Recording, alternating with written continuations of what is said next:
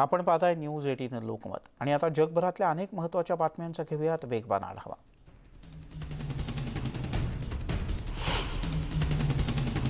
भारतात गेल्या 24 तासात 41,831 जणांना कोरोनाची लागण झाल्याचं समोर आलं। 39,258 जणांनी कोरोनावर मात केली। आणखी 541 कोरोना रुग्णांचा मृत्यू झालाय। सध्या भारताचा रिकव्हरी रेट 97.36% इतका आहे।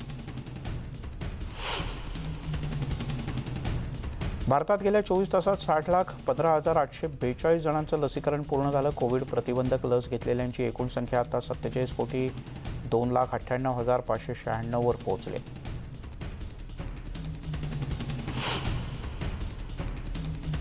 फ्रान्समध्ये स्पेशल व्हायरस पास विरोधात आंदोलनं सुरू झाले। ते शनिवारी झालेल्या आंदोलनाच्या दरम्यान दंगलविरोधी पथक आणि आंदोलकांमध्ये जोरदार संघर्ष झाला। 10 जणांना अटक करण्यात आली तर 3 पोलीस जखमी झाले। पॅरिसमध्ये सुरक्षा दलाचे 3,000 जवान तैनात होते।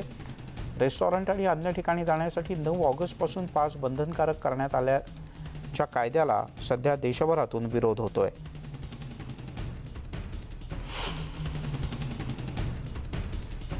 फ्रान्समध्ये आंदोलकांना पांगवण्यासाठी पोलिसांना अश्रुधुराचा मारा करावा लागला। तसंच पाण्याचे जोरदार फवारे सुद्धा मारावे लागले। काही जण यात जखमी झाले। डेल्टा व्हेरियंटचा प्रसार वाढल्यानं सरकारनं या पासची सक्ती केली आहे। हा पास अधिक गरजेचा आहे असं म्हणणाऱ्या अनेकांनी आता या विरोधात भूमिका घेतली। शुक्रवारी 24,000 संक्रमितांची नोंद झाल्यानं प्रशासनाच्या चिंतेत भर पडली आहे।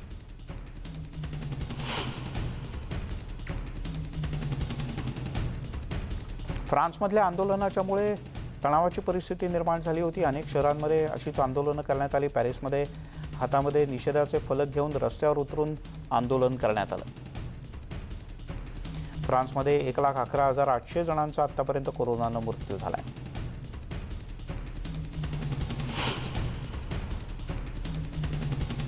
तेल अवीवमध्ये हबीमा स्क्वेअरमध्ये शनिवारी लसीकरणाच्या विरोधात निदर्शनं करण्यात आली। लसीकरण केलं नसेल तर सार्वजनिक ठिकाणी जाता येणार नाही असं पंतप्रधान नफ्ताली बेनेट यांनी जाहीर केलंय। त्यामुळे सार्वजनिक सरकारी यंत्रणांच्याकडून लसीकरणासाठी पाठपुरावा केला जातोय।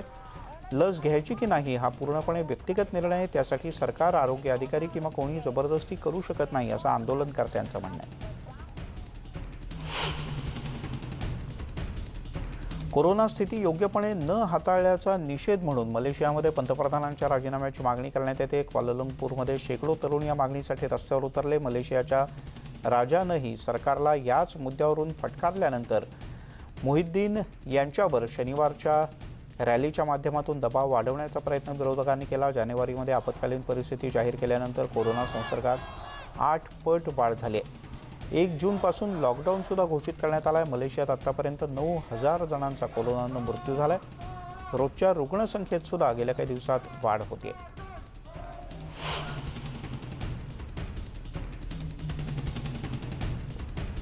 लसीकरणामध्ये वाढ होण्यासाठी लंडनमध्ये शनिवारपासून व्हॅक्सिन फेस्टिवल सुरू करण्यात आला आहे। 4 दिवसांच्या या कार्यक्रमात नागरिकांसाठी लाईव्ह म्युझिक, मोफत जेवण, वॉक इन लसीकरण अशा प्रकारच्या सोयीसुविधा करून देण्यात आलेत। ज्यांना लसीकरण करणं अद्यापही शक्य झालेलं नाही अशांसाठी ही सोपी उपयुक्त सुविधा उपलब्ध करून देण्यात आल्याची माहिती डॉक्टर जगन जॉन यांनी दिली। सोमवारपर्यंत हा कार्यक्रम सुरू असणार आहे। ब्रिटनमध्ये 18 वर्षांवरच्या 72% नागरिकांचं लसीकरण पूर्ण झालंय।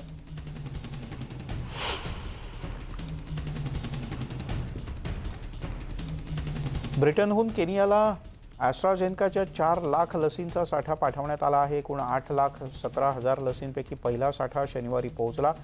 जगभरात 10 कोटी लसींचं वाटप करण्याचा ब्रिटनच्या उपक्रमाअंतर्गत हा साठा पाठवल्याची माहिती ब्रिटनच्या उप उच्चायुक्तांनी दिली।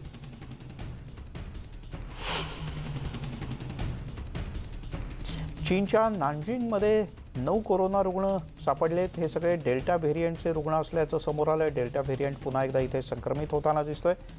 बीजिंगमध्ये शनिवारी आयोजित एका पत्रकार परिषदेत याबद्दल माहिती देण्यात आली। शुक्रवारी 93 लाख लोकसंख्येच्या या भागात 190 संक्रमितांची नोंद झाली।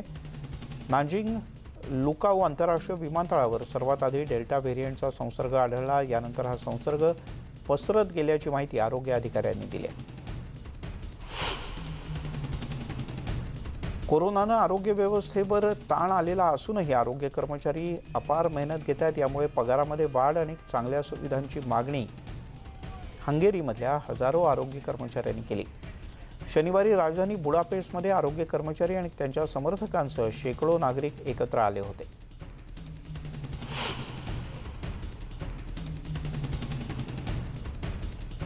लिथुएनियातील लियानं तैवानला पाठवलेलं 20,000 लसींच्या मदतीचा पहिला स्लॉट हा शनिवारी पोहोचला.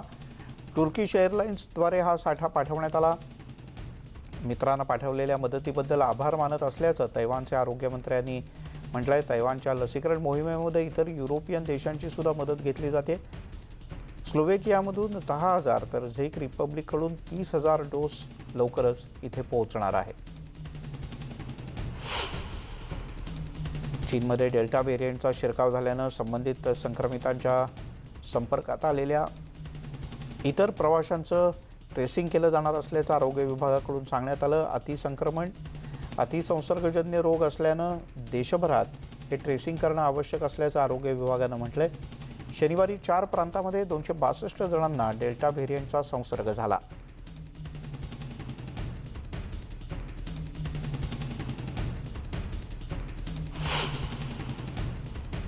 पाकिस्तानच्या सिंध प्रांतातल्या दक्षिण भागात लॉकडाऊन पुन्हा एकदा घोषित करण्यात आला. 8 ऑगस्टपर्यंत हा लॉकडाऊन असणार आहे. केंद्र सरकार स्थानिक व्यावसायिकांच्या विरोधाला डावलून हा लॉकडाऊन केंद्रानं सुरू केला आहे. रुग्णसंख्येत अचानक वाढ झाल्यानं कराचीतल्या हॉस्पिटलमध्ये वाढलेल्या रुग्णसंख्येमुळे हा निर्णय घेण्यात आला आहे.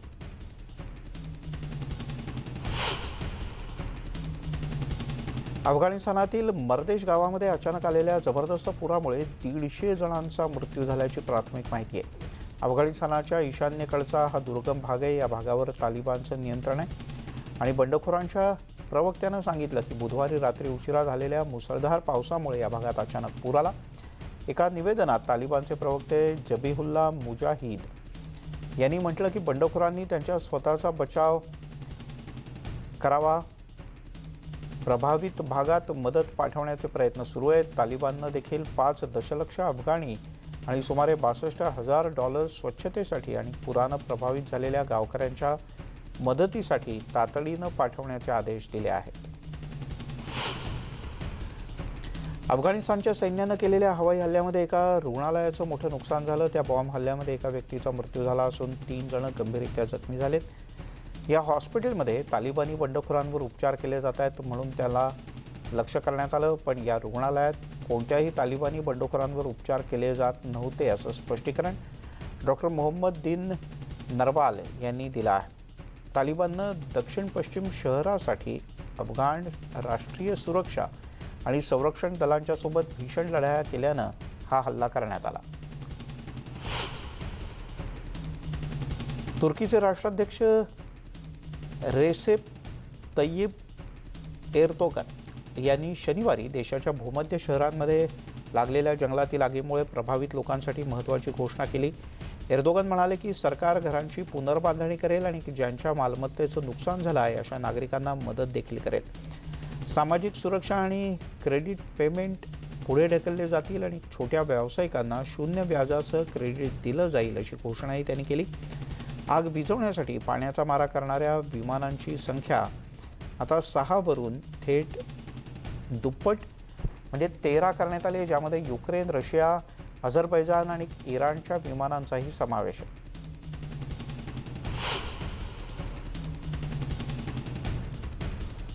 बुधवारपासून तुर्कीमधील शहरांमध्ये लागलेल्या आगीमुळे मृतांची संख्या 6 झाली आहे. या आगीमुळे ब्रोडमच्या एजियन सी रिसॉर्ट हे तातडीनं रिकामं करण्यात आलं. यावेळेला रिसॉर्टमध्ये घाबरलेल्या पर्यटकांनी समुद्राच्या दिशेनं कशीबशी धाव घेतली. बोटींच्या माध्यमातून या पर्यटकांना दुसरीकडे तातडीनं हलवण्यात आलं. कोस्टगार्ड युनिटनं हे ऑपरेशन राबवलं. रशियन वृत्तसंस्था स्पुटनिकनं सांगितलं की 100 पेक्षा अधिक रशियन पर्यटकांना बॉर्डरमधून बाहेर काढण्यात आलं. तुर्कस्तानातील भूमध्य शहरामध्ये लागलेली आग सतत वाढते आहे. याविषयी राष्ट्रपती रेसेप तय्यिप एर्दोगन यांनी मंत्रिमंडळाची तातडीची बैठक बोलावली होती. यानंतर त्यांनी या परिसराची हवाई पाहणी सुद्धा केली. उष्णतेच्या लाटेमुळे भूमध्य भागातील जंगलाला ही आग लागली आहे. आग विझवण्यासाठी अग्निशमन दल सर्वतोपरी प्रयत्न करत आहे. या आगीमध्ये 6 जण दगावल्या आहेत. मानव गटानं दावा केला की 5 आणि मरियममध्ये 1 अशी मृतांची संख्या आहे. ही दोन्ही शहरं भूमध्य सागराच्या परिसरात आहेत. इथे अनेकदा पर्यटक सुद्धा मोठी गर्दी करत असतात. चीनी कॅनेडियन पॉपस्टार क्रिस बुला बलात्काराच्या संशयावरून बीजिंग पोलिसांनी त्याला ताब्यात घेतलंय.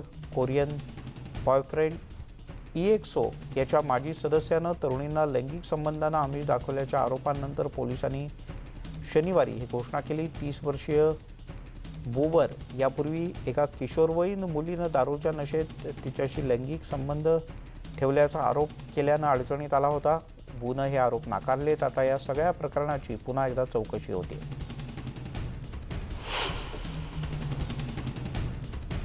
पेड्रो कास्टेलो यांनी नियुक्त केलेल्या नवीन सरकारच्या विरोधामध्ये शेकडो पेरुवासियांनी शनिवारी देशाच्या राजधानीतून एक मोठा मोर्चा काढला. उपस्थितांपैकी बरेचसे जण किजो फुजिमोरीच्या पॉप्युलर फोर्स पक्षाचे कार्यकर्ते होते, जे जूनच्या राष्ट्रपतीपदाच्या निवडणुकीत कॅस्टिलोच्या विरोधात लढले होते. आंदोलकांनी पेरूचे झेंडे आणि फलक हातात घेतले होते. सरकारच्या विरोधात घोषणाबाजी केली. काही आंदोलकांनी नवीन पंतप्रधान गिडो बेलिडो यांना 1980 ते 2000 पर्यंत राज्याशी आणि लढलेल्या पूर्वीच्या सरकारांनी दहशतवादी संघटनेचे लेबल लावलेल्या शायनिंग पाथ माओवादी बंडखोर गटाचा सहानुभूतीदार याच्याशी चर्चा केली.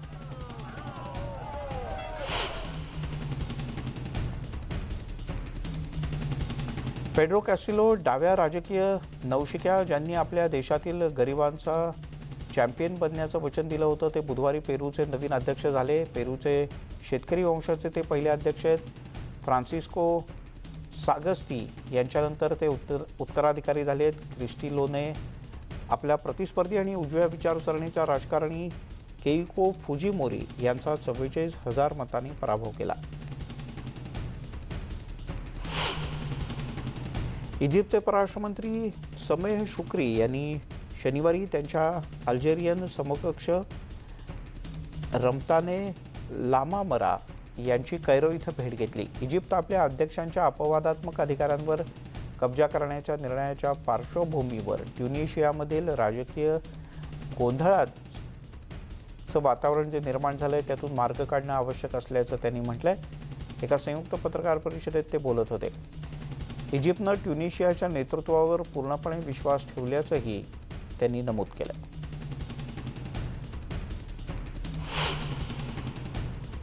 बुलेटिनमध्ये घेऊयात एक छोटासा ब्रेक नंतर अन्य काही बातम्या.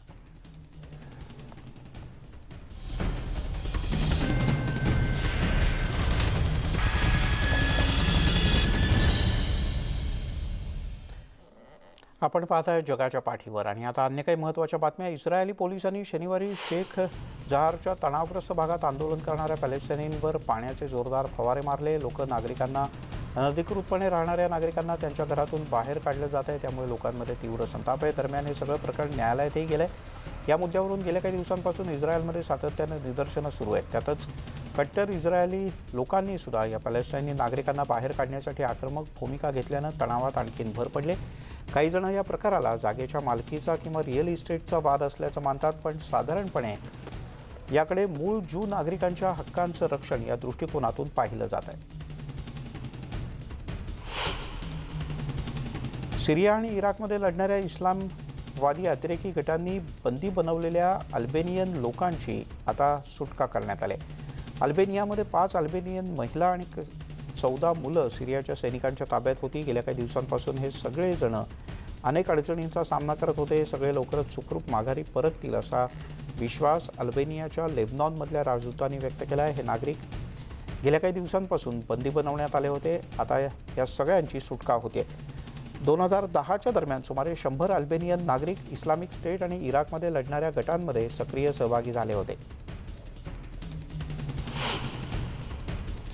क्युबामधील परिस्थिती असहाय्य म्हणून घोषित करण्यात आली. बायडेन प्रशासनानं शुक्रवारी क्युबामध्ये नवीन निर्बंध जाहीर केले आहेत. अमेरिकेनं क्युबामधील सरकारवर विविध मार्गाने दबाव आणण्याचा प्रयत्न आणखीन आक्रमक पद्धतीनं सुरू केला. यापूर्वी treasury department of foreign assets control ऑफिसनं जाहीर केलेल्या ताज्या निर्बंधांमुळे पोलीस ॲसिओलन अनारिया आणि एजन्सीचे संचालक तसंच उपसंचालक ऑस्कर वेल्कर्स आणि एडी सिएरा एरियस यांना लक्ष्य करण्यात आलं होतं. क्युबाच्या विषयात पुढच्या 2 दिवसात व्हाईट हाऊसमध्ये काही महत्त्वाची बैठक होऊन निर्णय होऊ शकतो. क्युबाबद्दलचे काही महत्त्वाचे निर्णय या बैठकीनंतर जाहीर केले जाऊ शकतात.